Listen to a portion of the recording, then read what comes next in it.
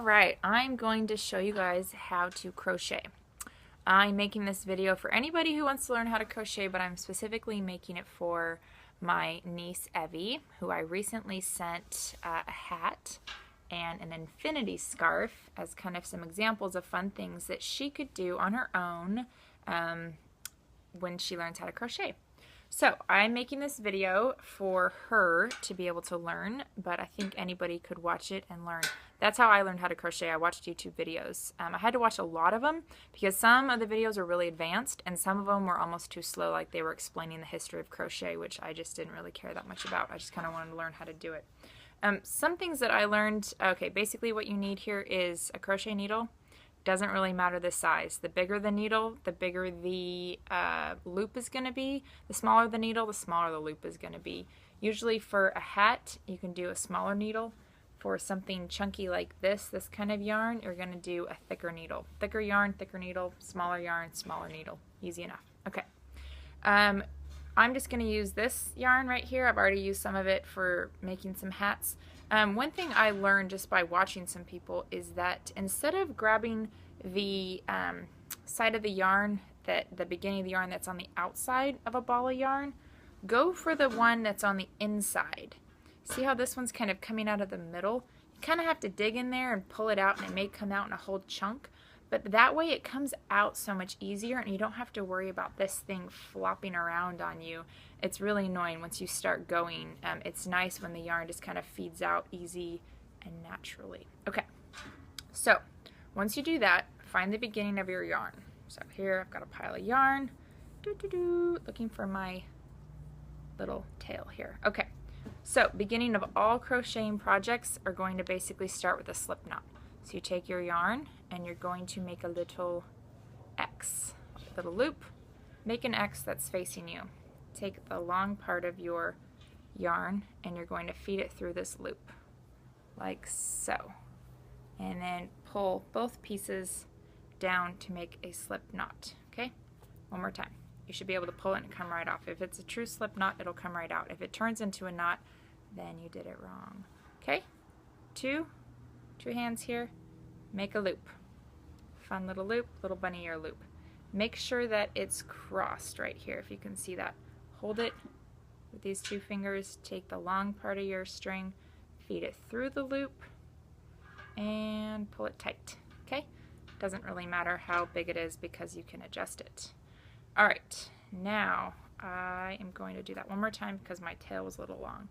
All right, I'm going to make an X, take the long part, feed it through, and there is my loop, okay? Take your crochet needle. I am using H8 5mm, okay? I'm going to put it through my loop. Crochet needle right through the loop. Hold on to your long tail and pull so that the loop tightens around your needle like so. Okay? Everybody there? Trying to go not too slow, but not too fast because I had to rewind a lot and I know that's annoying.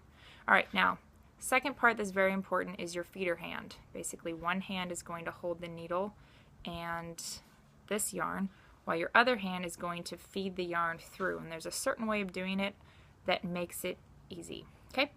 I use my pinky. I wrap my pinky like this on the inside, and with my palm facing towards me, I go across those four fingers from the outside to the inside, and I loop the index finger. Okay? Try again.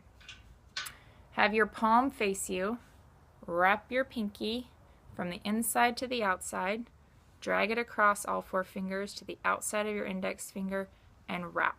Then drop these two fingers down and hold this part in place because this is your feeder that's coming from your ball of yarn, okay? So hold those in place, and this little part right here is where all the magic happens. This is where you're going to be pulling your yarn through your loops. This is how we crochet. It's basically just a ton of loops and swoops. Okay, one more time. You can always readjust your hand. You'll get it as you go. You kind of just, it's just like riding a bike. You just kind of have to get the feel for it. Okay, hand, pinky, flip around outside to the inside, pull across, drop your index finger down and wrap, okay? Drop these two fingers. Now with your middle finger and your thumb, which are not currently attached to any string, you're going to hold your knot. This is really important for, these two fingers help a lot with tension and just kind of moving along as you crochet.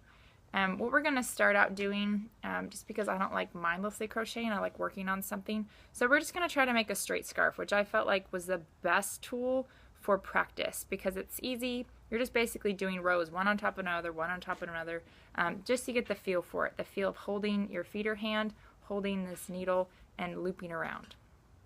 Another thing you want to know is you want to try to do the least amount of wrist motion as possible. More arm, less wrist. I almost got carpal tunnel doing this because I was going like this. This, for a long period of time, is going to wear out your wrist. So use your whole arm and try to keep your wrist as straight as possible. Okay, I'm not going to try to do too much detail, but little tips that helped me I want to pass along. Okay, so if you want to start over, if you're still in this position, great. If not, let's do it again. Wrap the pinky, cross the front of your hand, drop the index finger, hold these two, ring finger and thumb, hold the knot. Okay, you're ready. This is where all the action happens.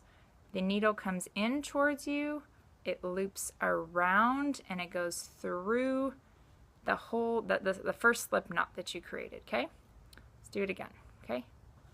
You've got your needle in the hole, wraps around the yarn, and you pull it through the hole, okay? That's called a chain. You've chained one, okay? When you are starting any project, you basically are going to create a base chain, and what I do with my thumb and my index finger is I move up. I always want them close to the needle, if you can see that. So roll over, pull through, and I move my index finger and thumb up to hold it so it's in place and I'm not creating too much tension here. It's a lot of tension and slack learning. In beginning, you might be doing it too tight, too loose. You just kind of learn as you go, so don't be too concerned about that. If you can't get your needle through the hole, you're holding it too tight. If it's flying through the hole, and then it's too loose. So you just kind of learn that it should slide through the hole easily. Okay? So just keep doing that. Pull it over from the inside. This is called a yarn over. Pull in and under and through. Pull it in, under, and through. You're creating a base chain. In, under, and through. I'm not going to do an incredibly long base chain because I want to show you the next part, which is kind of tricky, but it's basically how you start going up on your scarf. Okay, so I'm going to start going back the other way. I'm going to chain another row that's going to attach to my base row. All right, and so what I'm going to do is I'm going to find the second hole. I've got my yarn going through this hole right here, and then I have a second hole right here, if you can see that little hole right there. I'm going to take this from inside towards me, pushing it outside away from me, and I'm going to pull the yarn through that hole, and now I've got the yarn that I just pulled through plus my original loop, and then I'm going to pull through that hole. Okay, we'll do it again.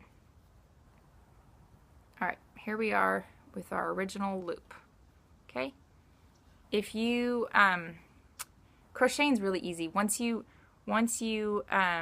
take this out, if I just pulled this, it would all come out. It's basically just a ton of slip knots. So it's really easy to start over if you make a mistake. Okay, so here we go. See this little hole right here? I'm going to go through this second hole. I'm going to grab this yarn and come through it. So I have two on. Now I'm going to go through again like that. Okay, and then you go to the second hole. Here it is. One hole here, grab through, and then pull through two.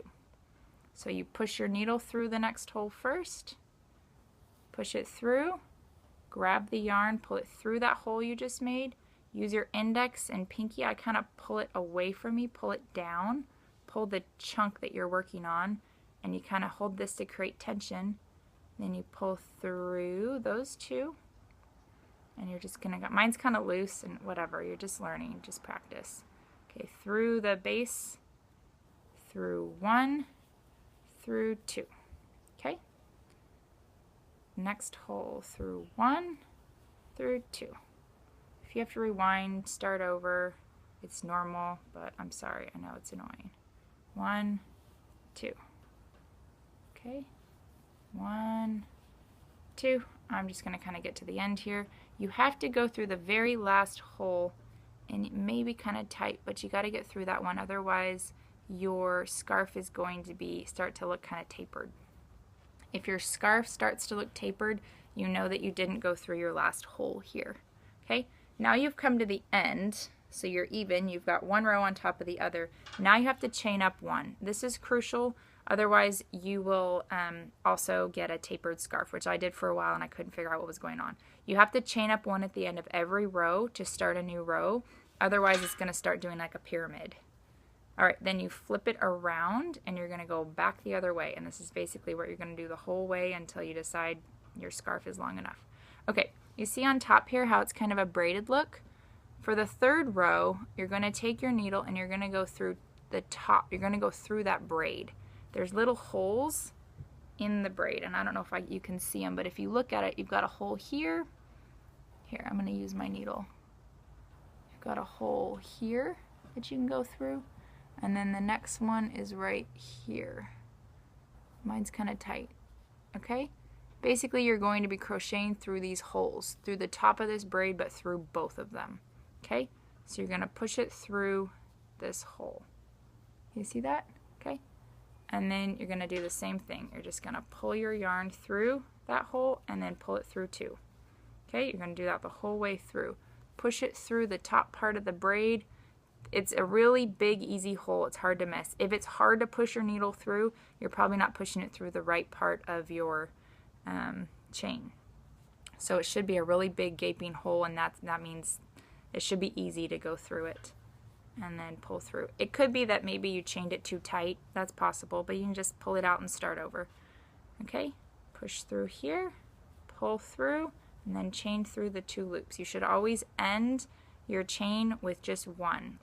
It's always one at the end. So if you have 2 and you're going on to the next one, you probably need to pull it out and start over. And it's really easy. Just pull your needle out and pull it out till you're back to 1. Okay? And then you can start it over. And a lot of times I readjust my hands just because I don't like too much slack. Okay? And you basically are going to go through like that. Push through, yarn over, pull, and around.